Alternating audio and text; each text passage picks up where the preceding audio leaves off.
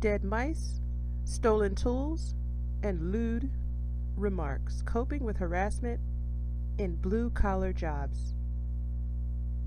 This is Sakina Myers, and I will be reading and discussing this New York Times article on December 31st, 2017, written by Susan Chira. A woman on a repair crew was deliberately stranded on top of a 200-foot wind turbine by her male coworkers after enduring months of lewd taunts. An aerospace worker got the nickname Birdseed because men flocked around her like pigeons. Men dropped tools on female coworkers or deliberately turned on electrical power when they began working on lines. Sexual harassment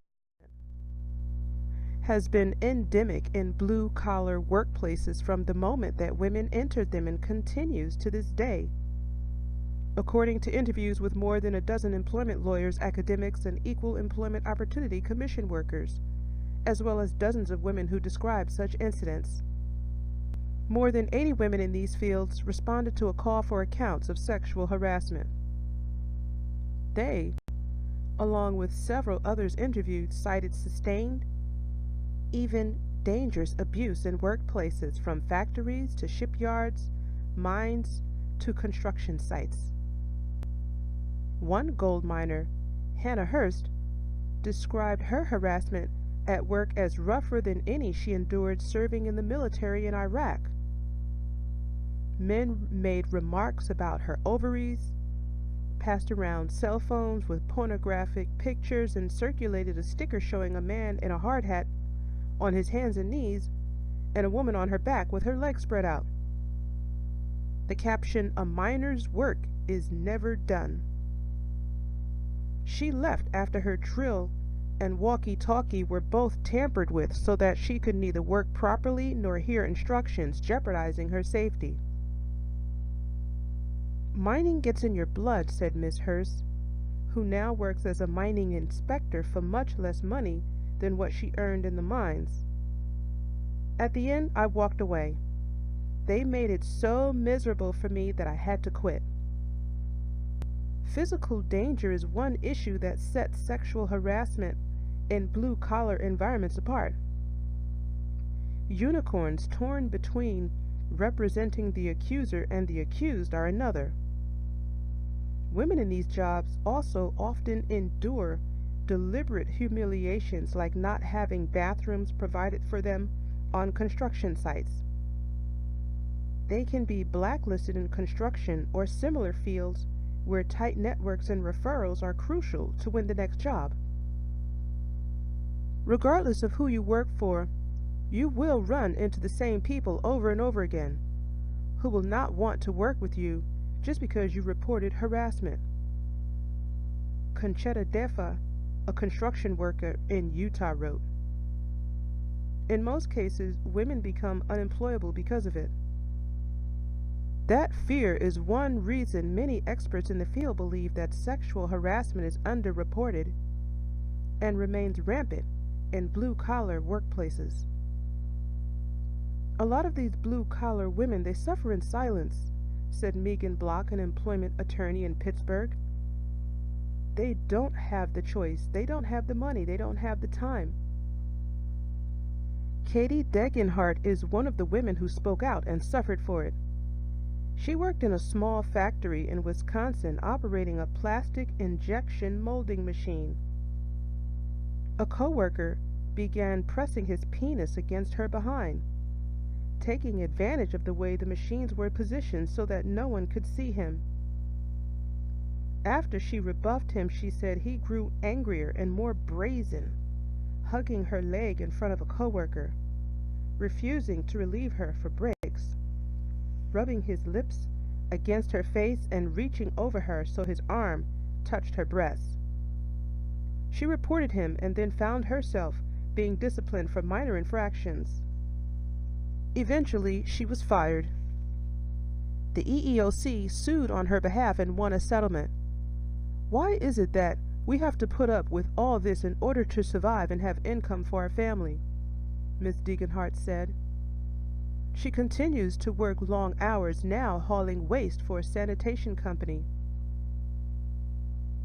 Janet Aviles worked 20 years at a shipyard in Norfolk, Virginia, enduring harassment before she and a group of women filed a lawsuit, which was settled for $4.6 million last year.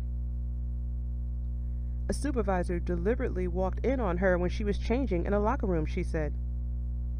Her tools were stolen, co-workers refused to speak to her, and she repeatedly found a dead mouse placed in a microwave she used. She marked the mouse with a black dot to make sure it wasn't there by accident. Such abuse has far-reaching consequences. Miss Hurst, the minor, is hardly the only woman who felt pushed out. An upshot analysis of the percentage of women employed in blue-collar occupations from 2000 to 2016 shows that female representation in these industries has shrunk, in some cases by as much as 10%, or stayed static over that period. While there is no direct evidence of causality, many employment lawyers and academics believe that sexual harassment is one of the reasons women leave such jobs, or do not enter them in the first place. Mary McDaniel was a state trooper, harassed for 4 years before she gave up and left the force. She said her union had defended male troopers but offered no help to women suffering abuse. I did not report it because other women who reported were called sluts, given bad work assignments, and some male troopers refused to ride partner with them, she wrote. They effectively drove me out. This was in the 1980s, but little has changed. I have 2 daughters who work, and one has sadly already experienced sexual harassment at work. Sexual harassment not only exacts an emotional toll, but can also hurt women's longer-term economic mobility. These jobs are such an important pathway to the middle class, said Noreen Farrell, Executive Director of Equal Rights Advocates, whose lawyers have represented women claiming sexual harassment in cases around the country. In many blue-collar environments, women say they are just told to go along with the culture, to accept that boys would be boys. We're pigs, and we know it. As Miss Hurst said, she was told. The aerospace worker was told to wear a fake engagement ring to ward off pursuit. To get along with their co-workers, women said they have to toe a difficult line. They need to demonstrate they can withstand a sometimes crude and rowdy environment, but also draw the line at abuse. Construction culture has a range of humor more direct and crass than other workplaces, Soph Davenberry, a sheet metal worker in Burien, Washington, wrote. It's a tough balance to gain trust and acceptance while staying respectful, yet not come across as politically correct. A sense of isolation and despair infused many women's responses, but they nursed some hope that a new focus on sexual harassment might bring change. One woman who responded to the call-out said she had been harassed during her work in a grocery store but had been told nothing could be done unless she publicly complained, as she was too frightened to do so. She did not want her name published but said she welcomed attention to the plight of women like her. We are left out of this conversation, she wrote. You have no idea what a relief this is to share with someone interested in listening. And that concludes the article. Now, this is my portion, where I discuss it. First off, just reading this article was getting me upset because this horrible treatment and disrespect of women is unacceptable and intolerable. Suppose it were your own wife or mother who was being harassed by a bunch of guys at work all the time. Just the thought of it makes your blood boil, doesn't it? Well, that's how we women feel.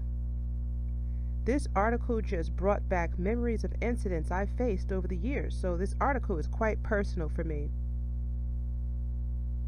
And I know the subject of workplace harassment is being discussed a lot lately, and I'm adding my bit because people need to know what a big problem this is. But I'm all about solutions, practical steps, not just beating the negative drum, but going about healing, overcoming, changing, self-developing, becoming a better human, growing. So, on that note, here are 10 tips for dealing with workplace harassment. 1 is to write it down. Keep a detailed journal of what occurred. 2, list witnesses. 3, use your voice. Tell the offensive person his behavior is not acceptable. 4, seek help. Go to the supervisor if necessary. 5, don't rise to the occasion. Choose not to react to the behavior. 6, use company resources, such as an advisor, HR, mediator. 7, identify workplace stressors. Take a work stress inventory to identify your sources of stress, your triggers, and your current coping mechanisms. 8, change negative thoughts. 9, keep a joy journal. Write a joy journal to focus on what is going right. And 10, learn to relax. Try deep breathing, mindfulness, guided imagery, and relaxing music. Also, companies can develop training curricula for supervisors and employees on labor and employment laws that prohibit workplace discrimination and harassment. Convey a strong message that the company has zero tolerance for harassment of any kind for any reason. Revise your employee handbook to include your written policy, explaining how the company addresses complaints through investigation and resolution.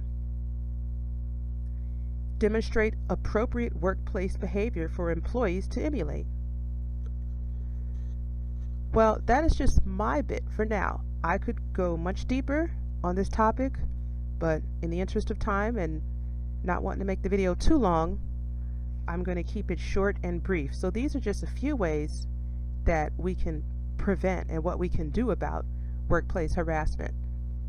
Once again, thank you very much for listening, and thank you for supporting my channel, and I hope to see you in the next video.